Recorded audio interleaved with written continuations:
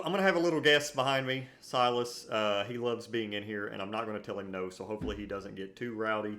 But we're going to be talking about Planet of the Apes, which I am completely late on because I saw it on my birthday. I actually didn't see it on Wednesday. It came out the day before Thursday, and I was like, what? What are you doing?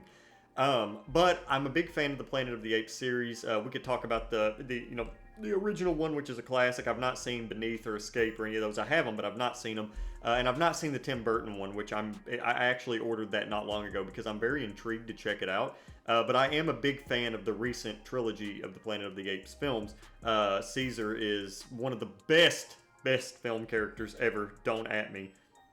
And Kingdom of the Planet of the Apes, I was very curious whenever they first announced it, because I was like, okay, well, is this going to be a continuation of the trilogy, or what are they going to do with this? And when I figured out that it was going to be set generations after, so it was basically going to be a soft reboot of sorts where you could watch the films, without seeing the previous three.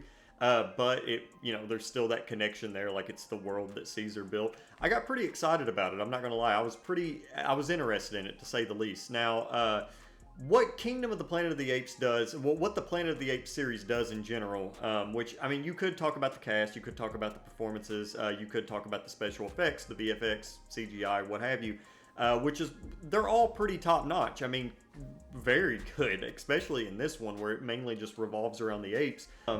It's just mainly the consistency of the franchise. I mean, like, Planet of the Apes, they've remained so consistent since Rise that I'm actually pretty impressed.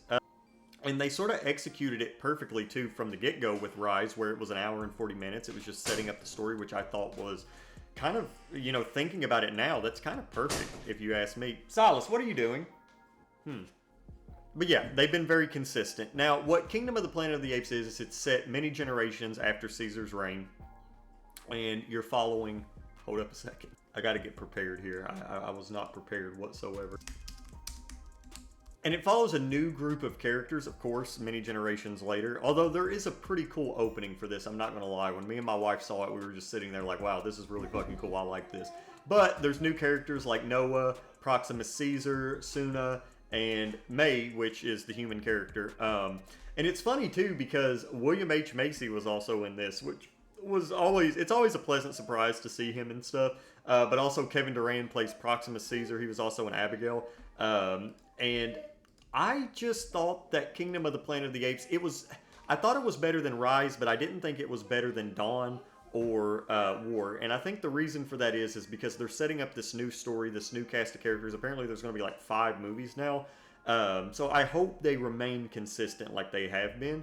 But one thing that I will say about Kingdom of the Planet of the Apes that it done really well was it showed this world, and the atmosphere is just brooding in this lore where people that's seen, the original, well, I'm not going to say the original, but the last trilogy, you can sort of get something out of it. Hey, Silas, can you shush, please?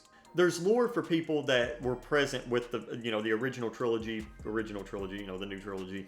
But also, I feel like this is a good jump point for newcomers. Like one of my friends that went to the theater with me, he had never seen one before, and this was his first one.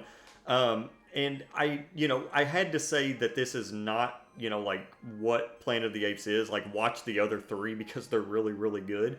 But I'm very intrigued to see the direction that they go next. Like, I'm not exactly sure what they're going to do with it. I would be very surprised.